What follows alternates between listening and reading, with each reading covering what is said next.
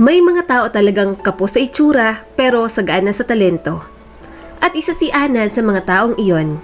Dahil hindi pasado ang ganda ng dalaga sa standards ng lipunan, lalo na sa kanyang ina, nawawalan siya ng kumpiyansa sa sarili. Kahit na papaano, may tinig naman siyang maipagmamalaki. Sa mundong ganda ang basihan, hindi sapat na talento lang. Dahil sa panahon ngayon, mas pinagtutuunan ng pansin ng mga tao ang panlabas na itsura. Sumilay ang magandang ngiti sa labi ni Ana nang dumampi sa kanyang mga daliri ang keyboard ng piano. Ipinikit niya ang kanyang mga mata at iginalaw ang mga daliri upang makalikha ng himig. Umusbong ang tuwa sa puso ng dalaga, lalo na nang sabayan niya ang tunog ng piano sa kanyang pag-awit. "Anong pangalan mo, Iha? Ang ganda mo namang bata."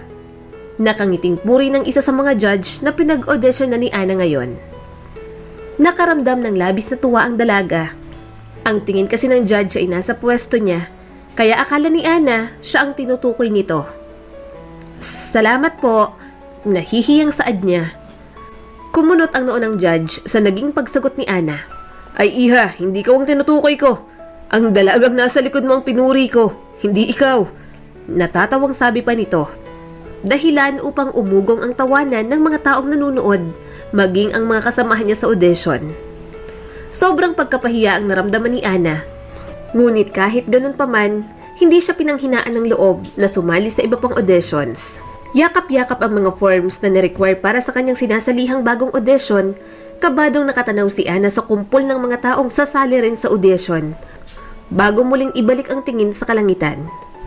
May itim na tuldok sa gitna at ilang segundo lang ay kakalat na ang kaitiman nito. Itim tulad ng kulay ng gabi, ang paborito niyang kulay.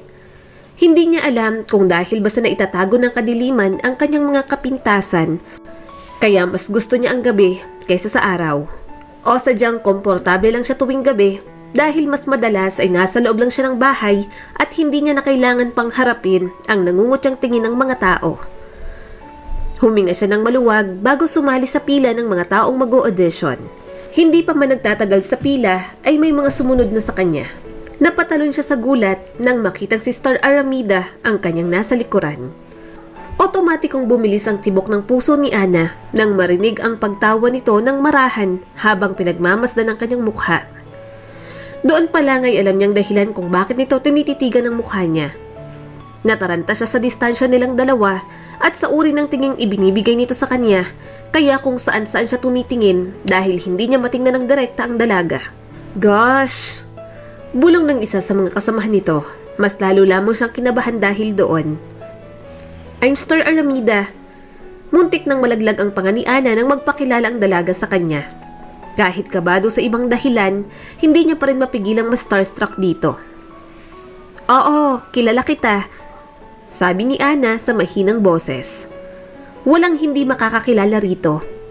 Sikat si Star Aramida dahil ito ang grand champion sa isang sikat na singing contest on TV. Idagdag mo pa ang angkintong ganda na mas hinahangaan ng mga tao. At isa na si Ana roon. "Bakit hindi ka makatingin sa akin? May ginawa ka bang masama?" Kunot noong tanong nito kay Ana. Umiling siya at napayuko. Eksaheradong suminghap ang dalaga at mapakla ang ngiting tinuro siya nito. "Nahihiya ka siguro sa pagmumukha mo, no? Aba, dapat lang." Mahinang saad nito. Baka sa boses ng dalaga ang pangiinsulto sa itsura niya. "Look, I don't really care who you are, pero maging sensitive ka naman. Saan ka kumukuha ng lakas na loob na sumali dito sa audition sa kabila ng kalagayan ng mukha mo?" Dagdag na kutya pa nito. Napasinghap si Ana nang iniangat nito ang kanyang baba gamit ang daliri. Iginala nito ang kanyang ulo pakanan at pakaliwa. Sinusuring mabuti ang kanyang mukha. "Have you seen yourself in the mirror? Bulag ka ba? Hindi ka man lang ba nandidiri sa sarili mo? Kahit kapalan mo pa ng makeup yung mukha mo, pangit ka pa rin." Matalas ang bawat salitang sabi nito. Bawat salitang binibitiwan ng taong hinahangaan niya ay tila mga matutulis na bagay na bumabaon sa buon niyang pagkatao. Ang kanyang kumpiyansang pinaghirapan niyang ipunin kanina, agad na naglaho na parang bula. "Tumingin ka nga sa paligid mo, may nakikita ka bang pangit dito? Ikaw lang. Sinasayang mo lang ang oras mo sa pagpunta mo dito. Sigurado namang hindi ka matatanggap dahil sa mukha mong sobrang pangit." Malakas na boses na saad nito. Maraming tao ang sumang-ayon at pinagtawanan pa si Ana. Hindi niya nakinaya ang sitwasyong iyon, kaya tumakbo siya palabas ng audition room. Narinig pa niyang sinabihan siya ng mga ito na wag nang bumalik pa, pero hindi niya napinansin ang mga ito. Hiyang-hiya siya para sa kanyang sarili at hindi niya na kaya pang magtagal doon. Madilim, malamig at magaspang. Ang mabilis na agos ng tubig mula sa gripo ang tanging naririnig ni Ana habang naghihilamos ng kanyang mukha. Tiniyak niya na siya lang ang naroon sa loob ng restroom, saka siya nagtanggal ng makeup. Marahan ang ginawa niyang paghaplos sa mukha habang naghihilamos. Nang matapos, humawak siya sa magkabilang gilid ng sink at umahon mula sa pagkakayuko. Habang pinagmamasdan niya ang sariling refleksyon sa salamin, isa lang ang kanyang napapansin. Depekto. Kahit sa ang anggulo ng kanyang mukha ang tingnan, lahat ay mayroong kapintasan. Kung hindi pimples, ay peklat naman na nakuha sa sugat ng piniga niyang tagiyawat noon. Kapuna-puna rin ang pangunyang ilong. Bumagsak ang tingin niya sa nakabukas niyang handbag at pinakatitigan ng mga produktong ginagamit para sa panandalian na matatakpan ang mga tagiyawat sa kanyang mukha. Ito ang nagsisilbing pantakip niya sa mga depektong nakikita niya roon. Yumuko siya at nagkunwaring may hinahanap sa bag nang bumukas ang pinto ng restroom. Nandito ka lang pala. Kanina pa kita hinahanap ha. Hindi ba't 5 magsisimula ang audition mo ngayon? Nagtatakang tanong ni Dina, ang nag-iisa niyang kaibigan na sobrang supportive sa kanya. Kung siya ay suki sa mga singing audition, ito naman ay suki sa mga beauty pageants. May taglay kasi itong kagandahan. Bagay na wala siya. At huwag kang magsisinungaling sa akin. Pumunta ako sa audition hall kanina. Wala ka ron. Mabuti na lang may nakapagsabi sa akin na pumunta ka rito. Sabi pa nito. Sinuri ni Dina ang buong bahagi ng kanyang katawan, partikular na sa kanyang mukha. At huwag kang magsisinungaling sa akin. Pumunta ako sa audition hall kanina. Wala ka ron. Mabuti na lang at may nakapagsabi sa akin na pumunta ka rito. Sinuri ni Dina ang buong bahagi ng kanyang katawan, partikular na ang kanyang mukha. Kumunot ang noo nito nang mapagtanto na hindi na siya naglagay ng makeup. Ano ka ba? Nag-restroom lang ako saglit.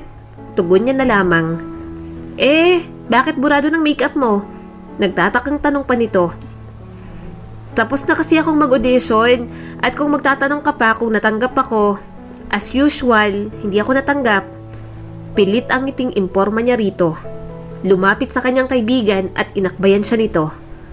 Huwag kang malungkot, marami pa namang audition. Pagpapagaan nito sa kanyang damdamin. Oo nga pala, naghanda ngayon sa bahay si Tita Dolores. Bakit hindi mo sinabi sa akin na birthday pala ng mama mo? Hindi tuloy ako nakabili ng regalo. Imporma ni Dina sa kanya. Maging siya ay nagulat sa sinabi nito. Sinabi kasi ng nanay niya kahapon na wala itong balak maghanda. Nasaktan si Ana sa nalaman. Sa isip niya, sinadya ng nanay niya na huwag ipaalam sa kanya dahil ikakahiya siya nito sa kanyang mga kumare. Sa isip niya ay sinadya ng kanyang ina na huwag ipaalam sa kanya dahil ikinakahiya siya nito sa mga kumare. Huminga ng malalim si Ana bago tuluyang buksan ang pinto ng kanilang tahanan. Rinig niya ang mga halakhakan mula sa sala, kaya naman agad siyang naglakad papunta roon. Kasunod, ang kaibigan niyang si Dina. Tutungo na sana siya sa kinatatayuan ng kanyang ina nang marinig niyang may isang ginang ang nagtanong tungkol sa kanya. Nasaan palang anak mong si Ana? Matagal-tagal na rin ang panahon ng huli kong makita ang batang yon. Saad ng isang ginang na kasalukuyang kausap ng kanyang ina. Ha? Ang anak ko? Mamaya pa yung darating. Sagot ng kanyang ina na sinundan ng mahinang tawa. Kailan ba ang dating niya? Gusto ko sanang makita. Ang cute at ang ganda pa naman ng batang yon. Siguro, Diyosa na sa gandang anak mo ngayon. May ngiting saad ng ginang. Kita ni Ana ang hilaw ng ngiti rin ng kanyang ina. Agad siyang napalunok. Kapag nagpakita siya sa mga bisita ng kanyang ina, siguradong mapapahiya ito. Naisip niya na umalis na lamang. Kapag nakita siya ng mga bisita ng kanyang ina, malamang kukutsain siya ng mga ito. Nakaramdam si Ana ng kaba nang dumako ang tingin ng kanyang ina sa kanilang kinaroroonan. Tatalikod na dapat siya nang bigla siyang tawagin ito.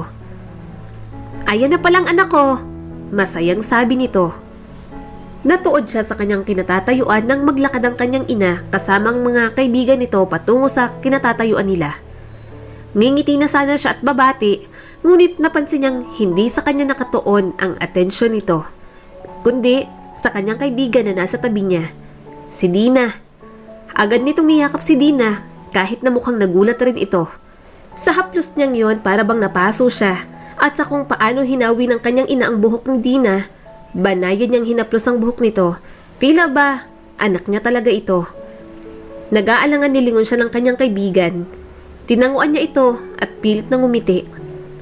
Mapakla siyang napangiti habang unti-unting lumalabo ang paningin dahil sa mga luhang pilit na lumalabas sa kanyang mga mata. Kahit isang saglit, hindi niya naranasang haplusin ng kanyang ina ang kanyang buhok. Agad niyang tinakpan ng kamay ang bibig. Pinipigilan ng mapahikbi. Si Ana nga pala, saad ng kanyang ina. Ang mga mata nito ay nakay Dina. Anak ko, ang ganda naman ng anak mo Dolores, manang-mana sa'yo. Puri ng isa sa mga kaibigan nito. Isang mapagmalaking tawa naman ang pinakawala ng kanyang ina. Sino naman itong kasama ng anak mo Dolores? Puna ng isa niya pang bisita. Agad na natuod si Ana sa kanyang pwesto. Nakita niyang pilit siyang pinandilisikan ng tingin ng kanyang ina. Katiwala lang namin yan. Pinasama ko saglit kay Ana. May audition kasi ang anak ko kanina. Agad na pagdadahilan ng kanyang ina. Dalian mo na nga iha. Ipaghanda mo na ng Diyos ang mga kaibigan ko rito. Utos pa nito sa kanya. Napansin ni Ana na magsasalita sana si Dina, ngunit lihim niya itong inilingan. Masakit para kay Ana na ipagkaila ng sariling ina. Ngunit pilit niya itong iniintindi. Sino ba naman kasing ina ang gustong ipakilala ang anak na pangit? Sige po ma'am. Saad na lamang ni Ana bago mag-iwan ng isang nasasaktang ngiti. Hindi pinapansin ang mga luhang tumutulo. Kinagabihan, abala si Ana sa pagliligpit ng mga pinagkainan ng mga bisita ng kanyang ina. Umuwi na rin si Dina.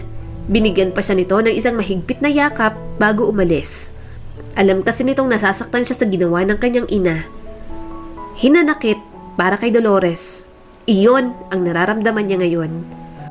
Aakyat na lang siguro ako agad para hindi niya na ako mapag-initan. Bulong niya sa sarili. Bakit ba kasi umuwi ka kaagad? Akala ko ba may audition kang pupuntahan? Mabuti na lang naroon si Dina. Kung hindi, mapapahiya talaga ako. Litanya ng kanyang ina. Halatang lasing na ito. Napayuko na lang si Ana. Dinagdagan lamang nito ang bigat na kanyang nararamdaman. Pasensya na ma. Sa susunod, hindi na ako magpapakita sa mga kaibigan mo. Nasasaktang sabi niya rito. Aba dapat lang. Sikat ang ganda ko sa aking kapanahunan. At ayokong masira yun dahil lang sa pangit ang naging anak ko. Ma, nagawa naman natin ang paraan. Hindi mo naman kailangang magalit. Hindi ko kailangang magalit? Paano hindi ako magagalit kung bibigyan na nga lang ako ng anak? Naging isang katulad mo pa? Dinuro siya nito, partikular na sa kanyang mukha. Ang pangit mo! Ang pangit-pangit mo! Hindi ko to hiningi eh. Hindi ko hiningi ang magkaroon ng isang pangit na anak katulad mo. Kutya nito sa mismong mukha niya. Mas masakit pala talaga kapag sarili mong ina ang kumukutya sa kapintasan mo. Mas malalim pala ang sugat kapag sa kanila mismo nang galing na hindi ka naman kawalan. Mas nakakapanghina na marinig mula sa bibig nito na hindi nito ginustong maging anak siya. Bakit parang naging kasalanan ko pa mama? Hindi ko naman ginustong maipanganak na pangit ah. Iniangat niya ang kanyang ulo at lumuluhang tinitigan ang kanyang ina. Masakit mang aminin na ganito lang ako, pero tanggap ko po yun. Pero alam niyo po ba kung anong mas masakit? Yung hindi katanggap ng ina mo na siyang nagluwal sa'yo.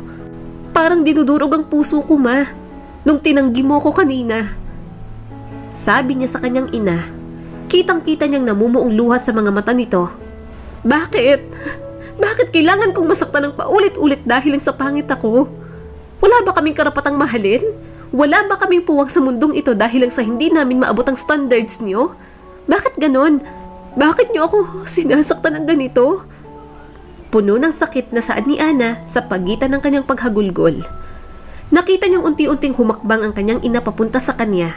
Akma na sana siyang yayakapin nito, ngunit agad na tumakbo si Ana palabas ng bahay. Narinig pa niyang tinawag siya ng kanyang ina, ngunit hindi niya na ito pinakinggan. Walang tigil sa pagtakbo si Ana sa gitna ng madilim na kalsada. Ang kanyang mga luha, walang tigil. Ang kanyang puso, napakabigat sa sobrang kalungkutan. Nag-e-echo sa tahimik na gabi ang kanyang mahihinang hikbi, isang mapanghalinang tugtugin ng sakit at pagdadalamhati. Nang lumiko siya sa isang eskinita, nadaanan niya ang isang grupo ng magkakaibigan na masayang nagbabanding sa labas ng isang karaoke bar. Ang kanilang masayang mga boses ay pumupuno sa buong paligid. Taliwas sa nararamdaman niyang pighati ngayon. Naiinggit siya sa mga ito. Buong buhay niya, hindi siya nagkaroon ng maraming kaibigan dahil sa kanyang itsura. Tanging si Dina lamang ang naglalakas loob na kumaibigan sa kanya. Kapag gumanda ba ako, magkakaroon din ba ako ng maraming kaibigan? Sambit ni Ana sa kanyang sarili.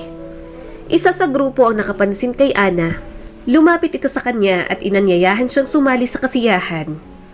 Gusto mo bang sumali sa kasayahan namin? Napansin ko kasing malungkot ka. Paanyaya ng babaeng lumapit sa kanya. Nagulat siya sa hindi inaasahang imbitasyon. Nagdadalawang isip pa si Ana. Tiningnan niyang mga ito. May ngiti sa labi ng bawat isa. Walang halong pagkukunwari, di kalaunan, natagpuan niya ang kanyang sarili na tumango sa pagsang-ayon. Sa pagsali niya sa kasiyahan sa mga grupo ng mga estranghero, kumudlit ang munting tawa sa puso ni Ana sa gitna ng kanyang kalungkutan. Tinanggap siya ng grupo ng buong puso. Ibinigay sa kanya ang isang inumin at hinimok na kumanta kasama nila. Sige na, gusto naming marinig ang boses ng special guest ngayong gabi. Panghihimok ng isa sa kanila. Pagbigyan mo na ako, girl. Birthday ko naman today. Saad pa ng babaeng lumapit sa kanya kanina. Wala nang nagawa pa si Ana kundi ang pagbigyan ito. Tumayo siya at tinanggap ang mikropono. Umugong ang hiyawan ng lahat. Habang nagsisimula si Ana na umawit, ang mga tao sa karaoke bar ay biglang napahinto. Ang kanyang tinig ay parang anghel na bumihag sa kanilang mga puso at isipan. Ang bawat nota na lumabas sa kanyang bibig ay puno ng damdamin at kahulugan, na tila ba ipinapahiwatig ng kanyang awitin ang kanyang mga pinagdadaanan at hinanakit. Sa pagtatapos ng kanyang pagtatanghal, ang katahimikan ay sumalubong sa karaoke bar bago sumunod ang malakas na palakpakan at hiyaw ng papuri. Ang grupo ay napahanga sa kanyang natatanging talento at hindi nila mapigilang ipahayag ang kanilang paghanga sa kanyang kahusayan. Oh my gosh! Ang ganda ng boses mo, girl! Para ako nakikinig sa awitin ng isang anghel. Puri ng birthday girl sa kanya na sinang-ayunan naman ng nakararami. Nahihiyang napayuko lamang si Ana. Ito ang unang pagkakataon na may ibang tao ang pumuri sa kanya, liban sa kaibigan na si Dina. Lingid sa kaalaman ng dalaga, may isang taong nasa grupo na hindi lamang nagulat sa ganda ng boses ni Ana, kundi naantig din ang kanyang puso sa kakaibang talento nito. Ito ay walang iba kundi ang isang talent manager na nasa karaoke bar upang maglibang kasamang mga kaibigan. Ang kanyang mga mata ay nagniningning sa kasiyahan at paghanga habang pinapanood si Ana. Sa kanyang pag-uwi, nagplano ang talent manager na ito na hanapin si Ana at isama sa kanyang talent agency. Naantig siya sa kahusayan ng dalaga at determinado siyang gawing isang bituin ng dalaga sa industriya ng musika. Hindi alam ni Ana na ang simpleng pagdaan niya sa karaoke bar na iyon ay magbubukas ng bagong yugto sa kanyang buhay. Isang pagkakataon na maaaring baguhin ang kapalaran niya para sa magandang hinaharap. Dumaan ng ilang araw, naging tahimik ang bahay nilang mag-ina. Wala silang kibuan at nag-iiwasan sa isa't isa. Nasaktan si Ana sa sitwasyon nila. Akala niya magbabago na ang pakikitungo ng kanyang ina sa kanya simula noong inilabas niya ang mga hinanakit rito. Pero nagkamali siya. Tila mas lumayo pa nga ang distansya nilang mag-ina. Ana! Ana! Oh my gosh, Ana! Sigaw ni Dina sa labas ng kanilang bahay. Agad na tumayo si Ana upang pagbuksan ng kaibigan. Ano bang Hindi na natuloy ni Ana ang kanyang sasabihin nang agad siyang sinalubong ng isang mahigpit na yakap ng kaibigan. Nanginginig ang mga kamay na hinarap siya nito. Ana, sa wakas matutupad ng mga pangarap mong madiskubre ang iyong talento. Sikat ka na! Labis ang tuwang imporma nito sa kanya. Kumunot ang noo ni Ana. Hindi maunawaan ang sinasabi ng kanyang kaibigan. Anong pinagsasasabi mo riyan? Sikat? Sino? Ako? Nagtatakang tanong niya at itinuro pang sarili. Tumango-tango naman ito. Napahalakhak na lamang si Ana sabay iling. Hindi naniniwala sa kaibigan. Hindi benta sa akin ang joke mo ngayon, Dina. Napaka-imposible naman yung sinasabi mo. Natatawang saad ni Ana. Totoo ang sinasabi ng kaibigan mo, Miss Ana. Sabi ng isang bakla na ngayon lamang napansin ni Ana. Nasa likod kasi ito ni Dina. Nanlaki ang kanyang mga mata nang mamukhaan ito. Hala, di ba? Isa ka doon sa mga magbabarkada sa karaoke bar? Gulat na saad ni Ana sabay turo rito. Tama ka, isa ako sa kanila. At nandito ako ngayon para kunin ka bilang isa sa mga talent ko. Yun kung papayag ka. Imporma nito sa kanya. Ha? Ang tanging naisagot na lamang ni Ana. Agad na umangkla sa kanyang braso ang kaibigang si Dina at binulungan siya nito. Ana, pumayag ka. Ito ng tamang panahon para iparinig sa buong mundo ang maganda mong tinig. Panghihikayat nito sa kanya. Pinagsasasabi mo riyan, sa mukha kong to, hindi pa ako nakakapagsimula sa pag-awit. Magsisialisa ng mga manonood dahil sa takot sa itsura ko. Ganting bulong naman ni Ana sa kaibigan. Kukunin niyo po ba ako bilang isa sa mga talent niyo? Seryoso po kayo? Hindi makapaniwalang tanong ni Ana sa kaharap na bakla. May ngiting tumango naman ito sa kanya. Pero pangit po ako. Lugi po kayo sa akin. Mahinang saad ni Ana. Hey girl, wag mong sabihin yan. Sa industriya ng musika, walang pangit o maganda. Try mo kayang panoorin ang nag-viral mong video ngayon. Marami ang pumuri sa ganda ng boses mo, Day. Imporma pa nito. Nagtaka naman si Ana dahil sa pagkakaalala niya, wala naman siyang ipinopost na video. Ha? Video po? Agad namang nasagot ang kanyang mga katanungan nang ipakita ni Dina ang TikTok video kung saan kumakanta siya sa karaoke bar ilang araw na ang nagdaan. Nakita niyang umabot na ito sa ilang milyong views at halos lahat ng komento mga papuri sa ganda ng kanyang boses. Hala, paanong... Ngayon, alam mo na kung bakit ka sikat. Nakangiting saad sa kanya ni Dina. Sa isang iglap, matagumpay na natagpuan ni Ana ang kanyang sarili na nakatayo sa itaas ng entablado. Ang kanyang puso ay kumakabog ng mabilis sa nerbiyos at takot. Ang kanyang mga kamay ay nanginginig at ang kanyang mga mata ay puno ng kaba habang siya'y nakaharap sa napakaraming tao na nag-aabang sa kanyang pagtatanghal. Sa kabila ng kanyang pagnanais na kumanta, ang takot ay bumalot sa kanyang puso at halos hindi niya magawang simulan ng pag-awit. Ang katahimikan ng entablado ay nagbigay daan sa kanyang nararamdamang kaba at pag-aalinlangan. Ngunit biglang may isang boses mula sa audience na sumigaw ng suporta para kay Ana. Kaya mo yan, Ana! Huwag kang matakot na iparinig sa mundong yung talento! Ang sigaw ng isang tao na walang sawang sumusuporta sa kanya mula umpisa. Ang kaibigan niyang si Dina, kasama nito ang magbarkadang nakasama niya sa karaoke bar. Go, Ana! Show them what you got! Sigaw din ng mga ito.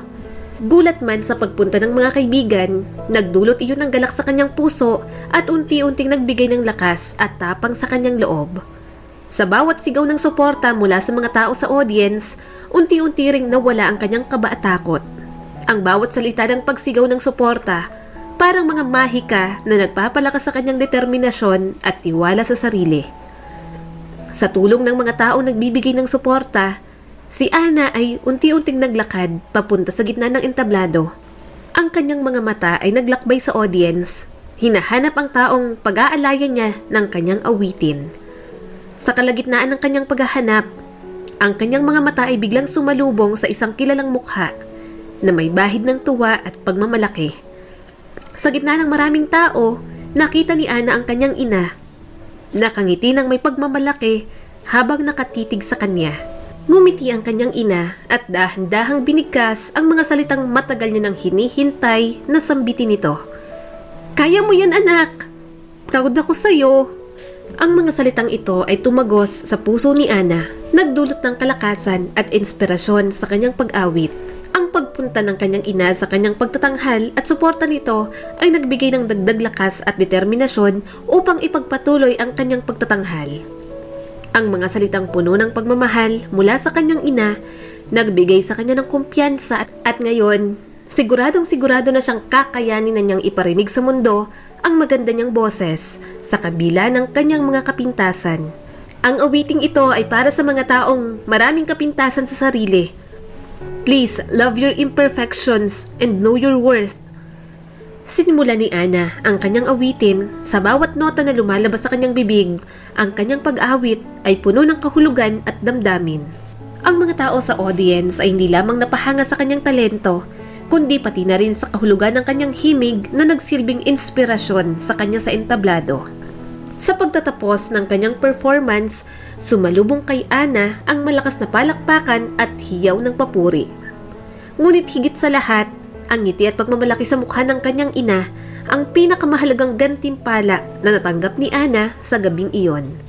Ito ang simula ng isang bagong yugto sa buhay ni Ana, kung saan ang suporta at pagmamahal ng kanyang ina ay magiging gabay at inspirasyon sa kanyang paglalakbay patungo sa tagumpay na kanyang hinahangad. Muli, ito po si Skylar Guro at sana may bago na naman kayong natutunan sa kwento natin ngayon.